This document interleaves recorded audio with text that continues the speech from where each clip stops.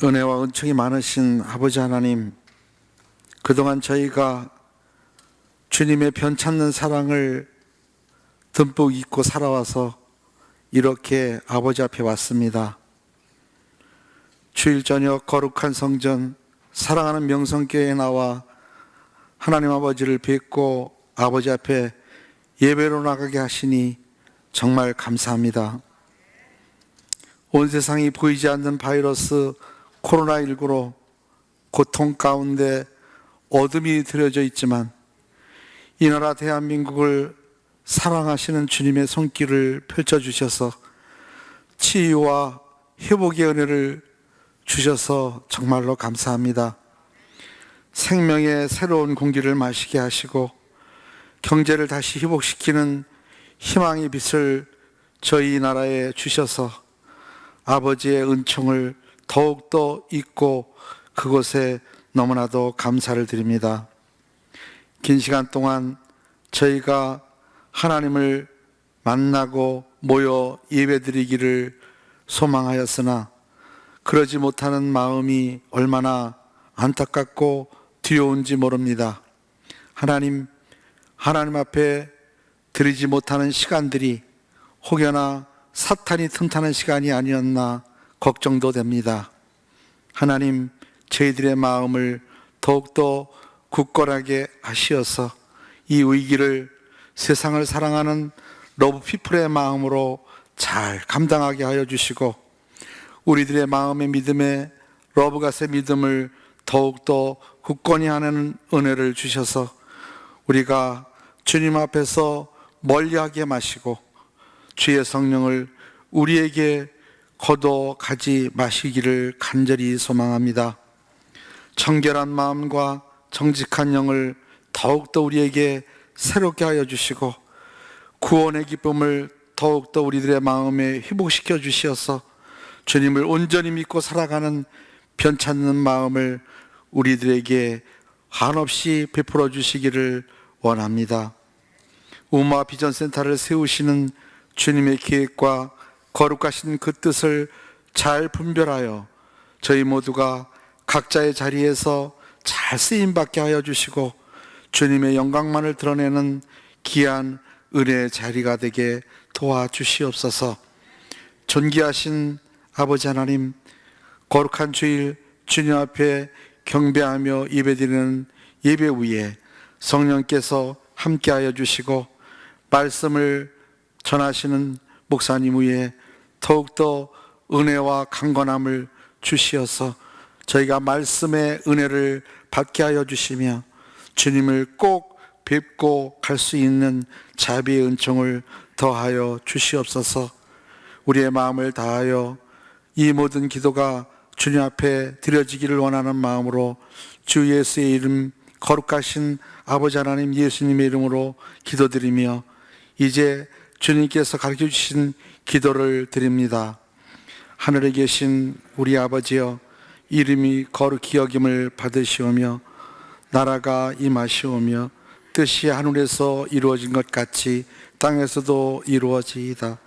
오늘 우리에게 일용할 양식을 주시옵고 우리가 우리에게 죄 지은 자를 사하여 준 것 같이 우리의 죄를 사하여 주시옵고 우리를 시험에 들지 말게 마시옵고 다만 악에서 구하시옵소서. 나라와 권세와 영광이 아버지께 영원히 쌓옵나이다. 아멘.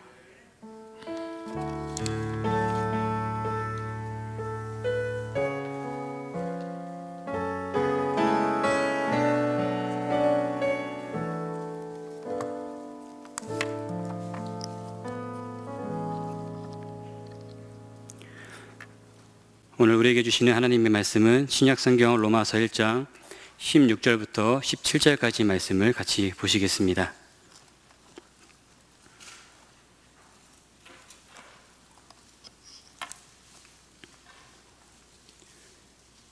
신약성경 로마서 1장 16절과 17절입니다.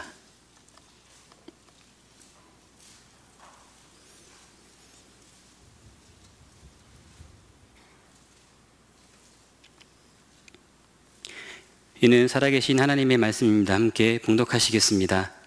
내가 복음을 부끄러워하지 아니하노니 이 복음은 모든 믿는 자에게 구원을 주시는 하나님의 능력이 됨이라. 먼저는 유대인에게요 그리고 헬라인에게로다. 복음에는 하나님의 의가 나타나서 믿음으로 믿음에 이르게 하나니 기록된 바 오직 의인은 믿음으로 말미암아 살리라 함과 같으니라. 아멘. 오늘 하루 어떻게 보내셨습니까? 표정들이 좋아 보이십니다. 그렇죠? 아마 오랫동안 예배하지 못했던 곳에서 함께 또 예배하고 반가운 얼굴들을 만나고 그래서 더 얼굴들이 많이 좋으신 것 같습니다. 그동안 그리워했던 교회에서 함께 예배하는 그런 감격스러운 하루를 우리 모두가 보내지 않나 그렇게 생각을 합니다. 그런데 아직 사회적 거리 두기를 시행해야 하고 아직 코로나 바이러스가 종식되지 않았기 때문에 예전같이 그렇게 자유롭게 모든 분들이 나와서 함께 예배하지는 못했습니다. 하지만 오늘의 이 예배가 다시 예전의 예배를 회복하는 그러한 초석이 되리라 생각합니다. 우리는 2달 만에 다시 모여 예배를 드렸습니다. 이 코로나 바이러스로 인해서 교회의 모든 예배와 모임을 중단하고 모든 교인들이 다 함께 영상으로 드리는 예배를 드렸던 첫날이 바로 3월 1일이었습니다. 그때도 제가 저녁 설교를 담당을 했었고요. 어떻게 또 오늘도 제가 저녁 설교를 담당을 하게 되었습니다. 코로나로 인하여서 영상 예배를 시작하게 될 때 설교를 했고 또 다시 모여 예배를 드리는 첫날 설교를 하게 되었습니다. 아마 오늘이 우리 모두에게 특별한 날이 되겠지만 저에게는 더욱더 그런 것 같습니다. 그렇게 오늘 말씀을 준비하며 저 자신 스스로도 지난 2달 동안의 시간들을 잠시 되돌아 보았습니다. 3월 1일 저녁 예배 본문이 시편 84편이었습니다. 성전을 사모했던 고라 자손에 대한 말씀을 나누면서 이 어려운 상황이 우리가 예배를 사모하고 또 하나님의 전을 사모하는 그러한 기회가 될 수 있기를 바랬습니다. 그리고 오래전 군입대를 했던 당시에 2달 넘게 예배하지 못했던 그 시기, 그것을 떠올리면서 오랜만에 예배드리러 그 예배당에 갔을 때에 예배 시간 내내 울다 나왔다는 그 말씀을 함께 나누면서 그렇게 하나님의 전과 이 예배를 사모하는 마음을 우리가 잃지 않기를 당부했던 기억이 있습니다. 그렇게 한 주, 2주 시간이 흐르는데 저는 제 안에 다른 모습을 발견하게 되었습니다.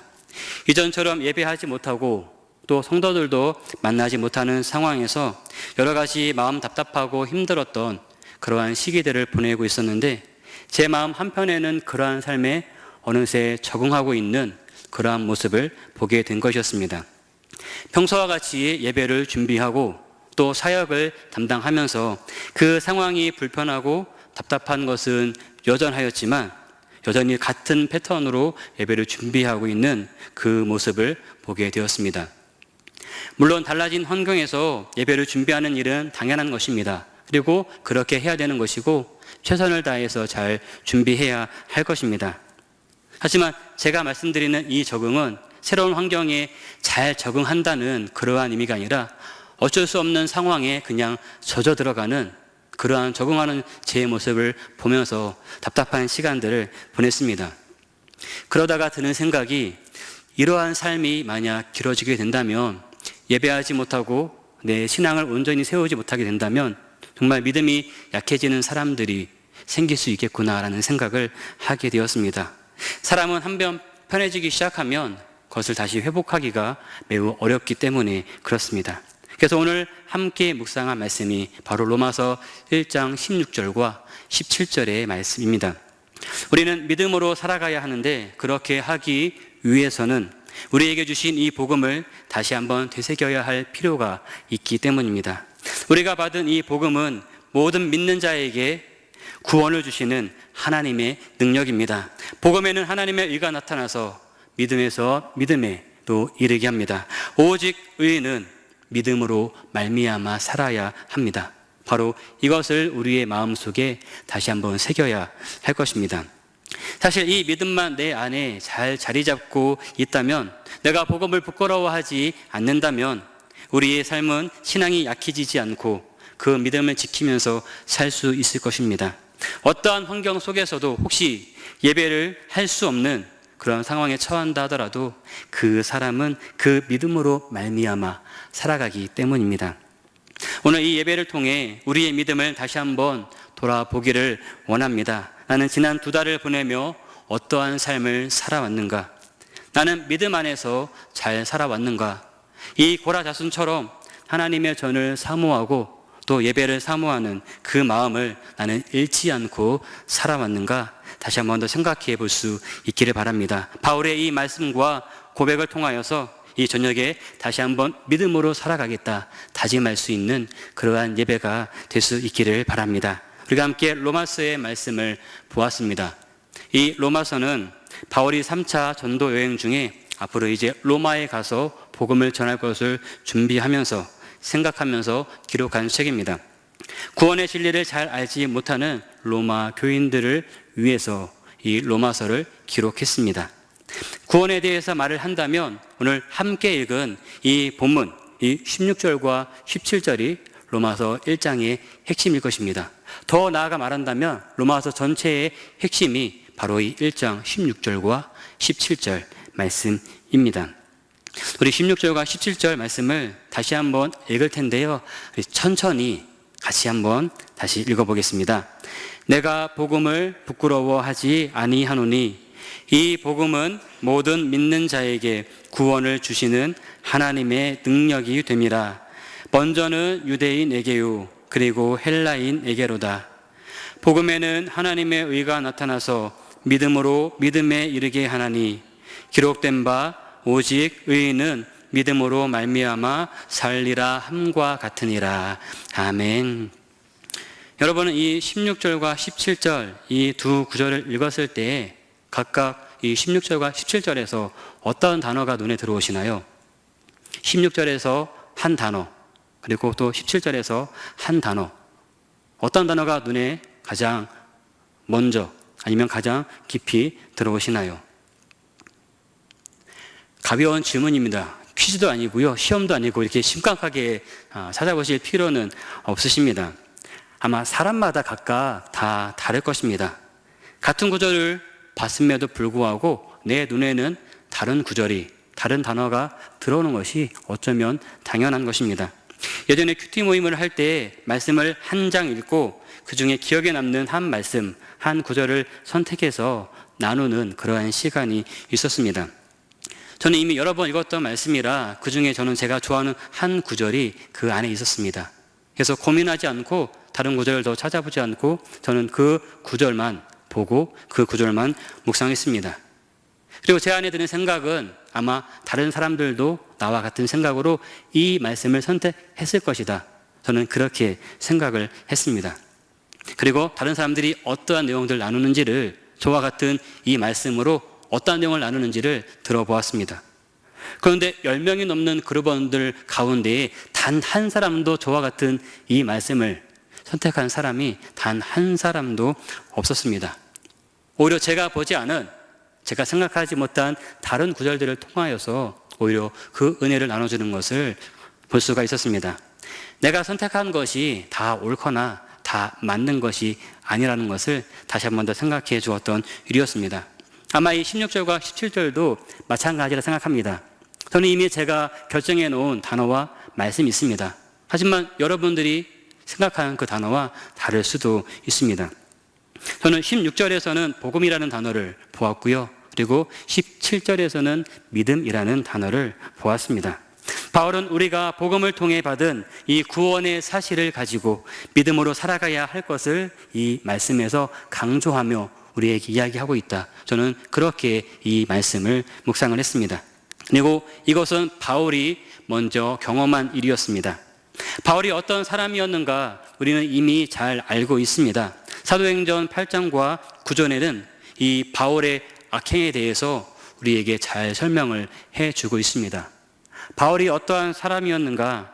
스데반이 죽음을 당할 때에 그 자리에 함께 있으며 그의 죽음을 마땅히 여겼던 사람입니다. 그리고 또 교회를 잔멸하고 각 집에 들어가 남녀를 끌어다가 옥에 넘겼던 사람입니다.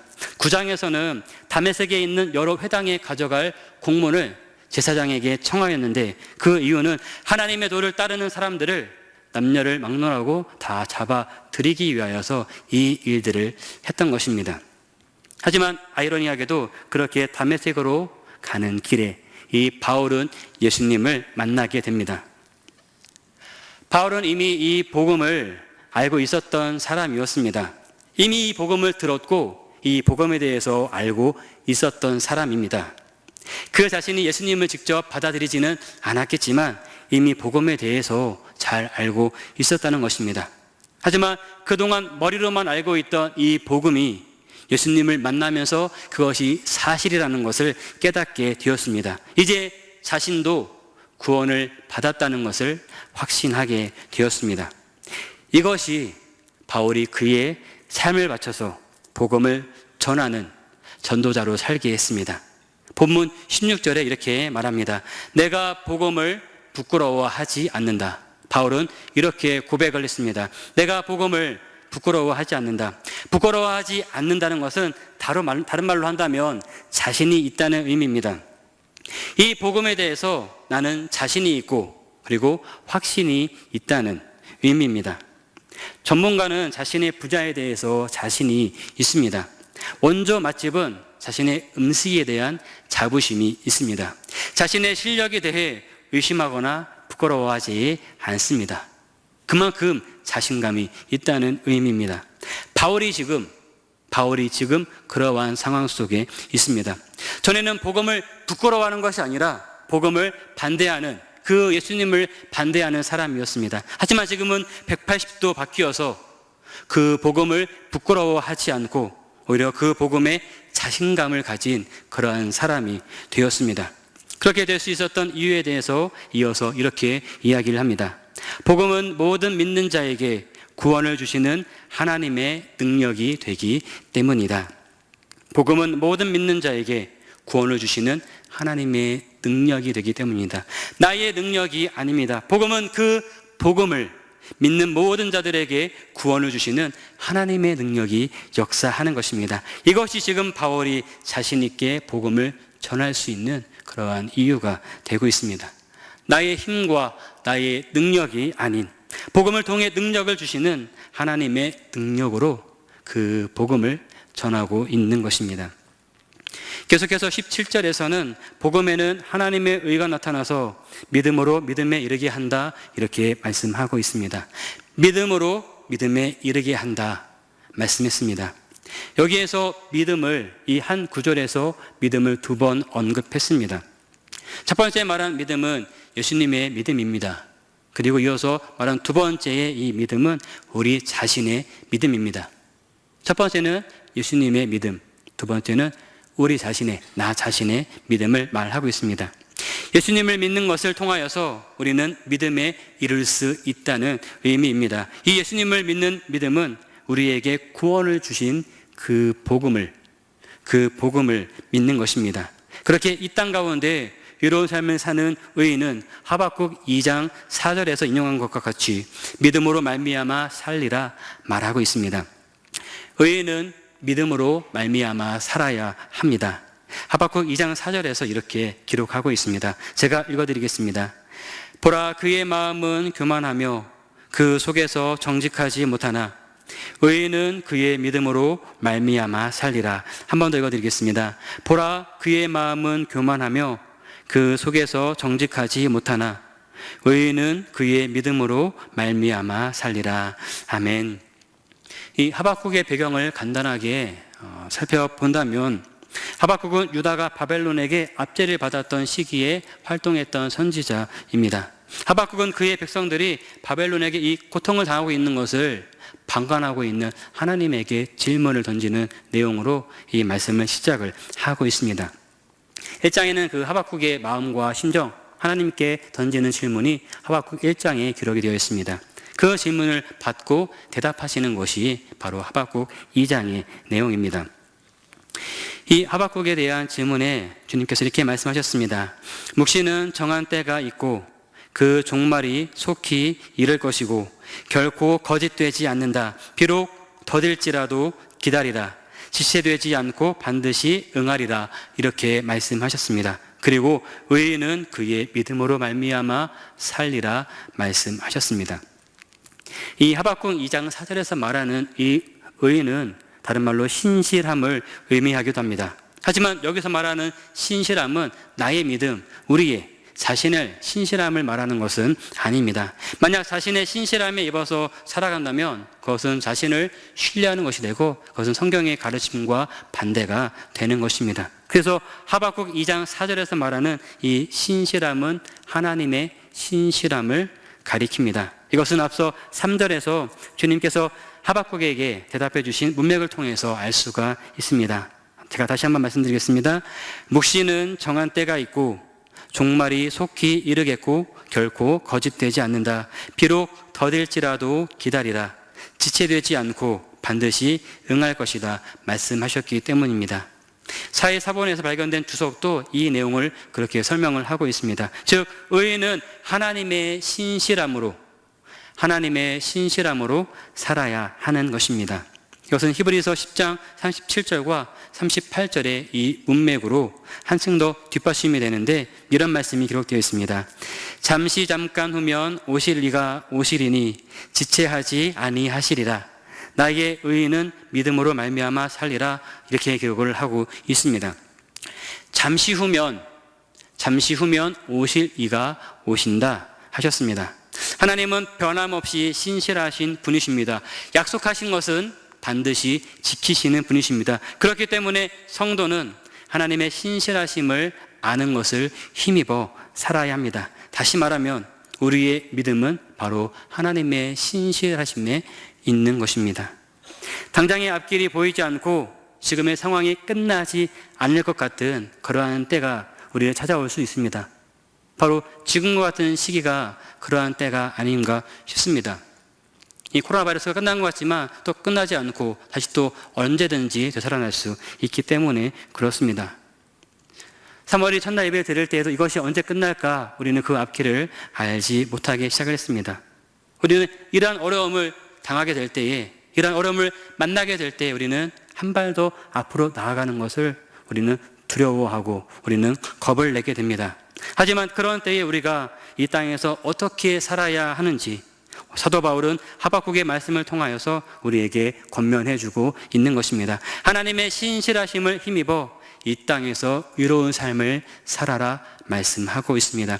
이것이 바울 자신이 깨달은 믿음이고 오늘 우리들에게 권면하는 믿음입니다. 우리가 이러한 믿음을 소유할 수 있기를 바랍니다.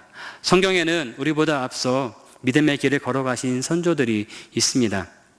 가깝게는 구약의 사도 바울이나 예수님의 제자들, 구약으로 거슬러 올라간다면은 노아나 아브라함 같은 믿음의 선조들이 있습니다. 그들이 하나님께 이롭다 칭함을 받은 이유는 단 한 가지였습니다. 바로 믿음입니다. 히브리서 11장에는 믿음의 선진들에 대해서 기록하고 있는데요. 아벨은 믿음으로 가인보다 더 나은 제사를 하나님께 드렸습니다.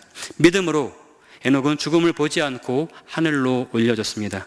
믿음으로 노아는 아직 눈에 보이지 않는 일에 경고하심을 받고 방주를 준비했습니다. 믿음으로 아브라함은 부르심을 받았을 때에 순종하여 갈 바를 알지 못하였지만 명령하신 그 길로 나아갔습니다. 이 후에도 사라와 이삭, 야곱과 요셉 같은 수많은 믿음의 선진들을 소개하고 있습니다. 히브리서의 저자는 11장 32절에서 이러한 믿음의 선진들을 계속 설명한다면은 내게 시간이 부족할 것이다. 그만큼 믿음의 선진들이 많이 있다는 것을 우리들에게 말씀을 해주고 있습니다. 이 성경에 기록된 아주 오랜 시간부터 지금까지 많은 믿음의 사람들이 이 시대를 함께 살아가고 있습니다. 때로 그들의 삶의 이야기는 우리들에게 많은 감동과 도전을 주기도 합니다. 그 받은 감동을 잃지 않고 믿음으로 살아갈 수 있기 바랍니다. 그 받은 도전을 잃지 않고 우리가 믿음으로 살아갈 수 있기를 바랍니다. 아브라함, 이삭, 야곱, 요셉과 같은 인물들을 말하다 보면 때로는 그들의 삶이 우리와 관련이 없는 것 같이 그렇게 느껴지기도 합니다. 그들의 믿음이 너무 크게 느껴지기 때문에 그렇습니다. 그리고 그것은 내가 아니라 그들이었기 때문에 그것이 가능하다, 그렇게 생각이 들기 때문입니다. 그래서 내 현실을 보고 그렇게 마음의 도전을 받고 또 힘과 위로를 얻는다 하더라도 다시 내 현실을 보며 이 현실에서 주춤하고 주저앉는 경우들이 오히려 많은 것을 볼 수가 있습니다. 하지만 기억하십시오. 아브라함도 처음부터 아브라함이었겠습니까? 믿음의 조상이라 불리우는 이 많은 분들도 처음부터 그 믿음을 가지고 있었겠습니까? 그런 모습을 보았다면, 그런 모습, 그런 삶이 부럽다면은 우리도 그러한 삶을, 그러한 믿음의 삶을 살아갈 수 있기를 바랍니다. 우리에게 복음을 통해 구원을 주신 하나님께서는 우리가 믿음으로 살아가기를 원하십니다. 하나님의 신실하심을 바라보며 살기를 원하십니다. 복음은 우리에게 구원을 주시는 하나님의 능력이 되기 때문입니다. 이 사실을 믿으며 오늘도 그 믿음 안에 살아갈 수 있기를 바랍니다. 저는 스포츠 선수를 잘 알지 못하는데 근래에 좀 이제 보게 된 선수 중에 한 명이 김연경 선수를, 배구 선수를 보면서 워낙에 유명하죠. 근데 저는 워낙 관심이 없어서 잘 알지 못했습니다. 최근에 여자 배구를 조금 보기 시작하면서 김연경 선수를 보면서 근데 또 다른 선수를 알게 되었습니다. 이재영과 이다영이라고 하는 쌍둥이 배구 선수입니다. 올해 25살이 된 쌍둥이 배구 선수인데요. 이 선수들이 어릴 때 인터뷰했던 영상을 잠깐 본 적이 있었습니다. 그때 이재영 선수의 롤 모델은 바로 김연경 선수였습니다. 그 선수의 모습을 보면서 나도 저렇게 되었으면 하고 그때부터 꿈을 꿨다고 합니다. 만약에 그 모습을 동경만 했다면은 그건 그 선수이니까 그 정도 하는 거지 그렇게 하고 노력하지 않았다면 다른 모습을 얻을 수 있었을까요? 고등학교 때에 이 두 자매가 함께 국가대표와 발탁이 되어서 이 김연경 선수와 함께 시합을 뛰었습니다. 그리고 2014년 그리고 아시안게임에서도 국가대표로 발탁되어서 그때 중국을 이기고 금메달을 땄었던 그 영상도 함께 보았었습니다. 자신이 동경했던 정말 내가 되고 싶었던 사람을 바라보며 내가 그 사람과 함께 뛰었으면 하는 그 마음을 가지고 열심히 노력했을 때에 그 사람과 함께 그 경기에서 뛰고 그리고 금메달을 얻는 그러한 영광을 얻을 수가 있었습니다. 우리의 믿음도 마찬가지입니다. 믿음이 좋은 분들의 이야기를 듣고 거기서 멈춘다면 우리는 더 이상 발전하지 못하고 그 자리에 머물러 있을 것입니다. 하지만 한 발짝 더 내딛는다면, 한 발짝 더 나아간다면 그 믿음의 선조들과 함께 우리는 이 믿음의 길을 걸어갈 수 있을 것입니다. 이 성경에 기록되어 있는 이 아브라함과 같은 이 믿음의 조상들과 함께 그 길을 갈 수 있을 것입니다. 우리 모두가 그 믿음의 길을 갈 수 있는 은혜가 우리 모든 삶 가운데 있기를 간절히 바랍니다. 기도하겠습니다. 참 좋으신 하나님 아버지, 오늘 하루 아버지의 전에 거하며 하나님을 예배할 수 있도록 은혜 베풀어 주심을 감사드립니다. 우리의 삶이 하나님을 예배하며 기뻐하는 삶이 되게 하여 주시옵소서. 오늘 말씀을 통하여 다시 한번 이 땅을 살아갈 때 우리를 붙드시는 하나님을 의지하여 믿음으로 살아갈 수 있도록 인도하시니 감사드립니다. 지금의 상황이 어렵고 헤쳐나갈 길이 보이지 않는다 할지라도 언제나 우리와 함께 하시고 우리의 삶을 인도하시는 신실하신 하나님을 바라보며 하루하루 힘차게 살아갈 수 있도록 새 힘 허락하여 주시옵소서. 예수 그리스도의 이름으로 기도드립니다. 아멘. 우리 다 함께 일어나셔서 찬송가 545장으로 우리 하나님을 찬양하겠습니다. 우리 함께 샬롬으로 옆에 분들과 함께 인사하겠습니다. 샬롬, 샬롬. 한 번 더 인사하겠습니다. 믿음으로 살아갑시다. 한 주간 더 믿음으로 승리하시기 바랍니다. 찬송가 545장 함께 찬양하겠습니다.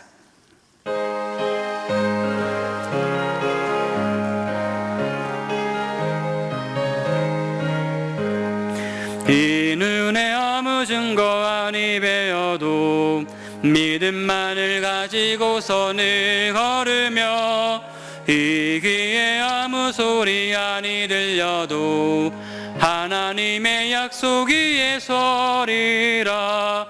걸어가세 믿음 위에 서서 나가세 나가세 의심 버리고 걸어가세.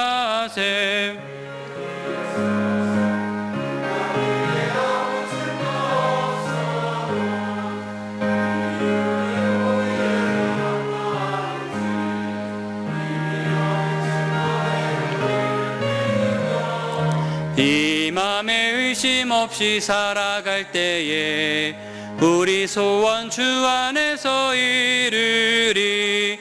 걸어가세 믿음 위에 서서 나가세 나가세 의심 버리고 걸어가세 믿음 위에 서서 눈과 귀에 아무 증거 없어도 주님의 거룩함을 두고 맹세한 주 하나님 아버지는 참 미쁘다.